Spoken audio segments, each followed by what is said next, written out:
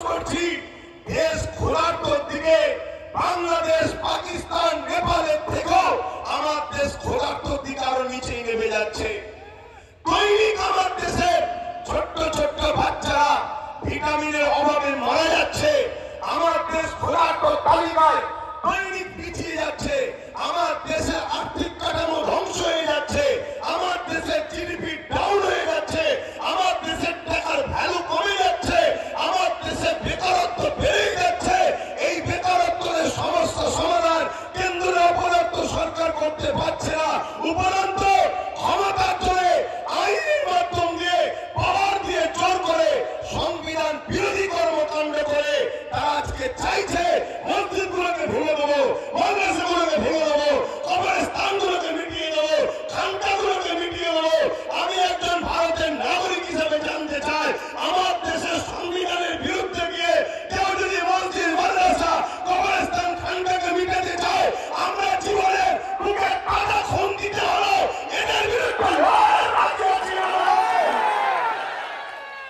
একদিকে আমার দেশের সংবিধানের একটা রক্ষা করা হবে, অপরদিকে আমাদের ধর্মীয় অধিকার বাঁচাবার জন্য লড়াই করতে হবে। আজকে বড় আফসোস, দুঃখের সাথে বলতে হয়, এই জায়গায় প্রোগ্রামটা হচ্ছে, আপনাদের একটু কষ্ট হচ্ছে বুঝতে পারছি, এটা প্রোগ্রামের জায়গা নয়, কিন্তু আমার ভাবতে অবাক লাগছে। 26শে জানুয়ারি স্বাধীন দেশের প্রজাতন্ত্র দিবসকে লক্ষ্য করে ওয়াকফ বাঁচাবার জন্য ওয়াকফ সংশোধনী বিল 2024 বাতিল করতে হবে কথাটা লিখেছে ঠিকই, কিন্তু এখন ইমপ্লিমেন্ট করেনি। তার প্রতিবাদে আমরা মিটিং করছি।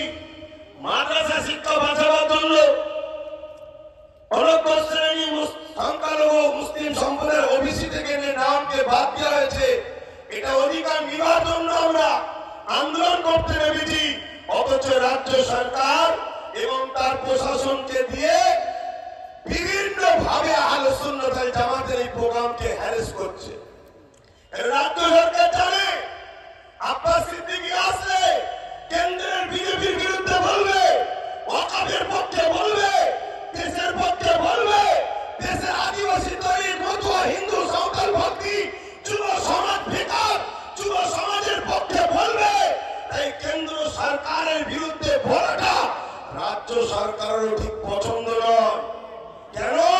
আমরা তো সেটিং এ কাজ করছি। আমি বলি শুধুমাত্র মুসলমানকে বোকা বানিয়ে ভোট নেবো বলে এই সেটিংটা কেন্দ্রের সঙ্গে আমার করা আছে, যে দাদা কিছু মনে করবে না, একটু না বললে মোল্লারা আমাকে পালাবে, আর মোল্লারা যদি এক কাটটা হয়ে যায় তোমার আমার উভয়ের কপালেই কিন্তু ছিঁড়া জুতো ঝুলবে। কথা বুঝছেন না? বোঝেন? এজন্য সেটিং। কিন্তু আব্বাস সিদ্দিকী যখন বলবে এটা তো সেটিং এ নয়, এটা তো এখান থেকে বলবে। আর না হয় আমরা আজকে স্বাধীন দেশে প্রজাতন্ত্র দিবসের দিনে একটা প্রোগ্রাম করব,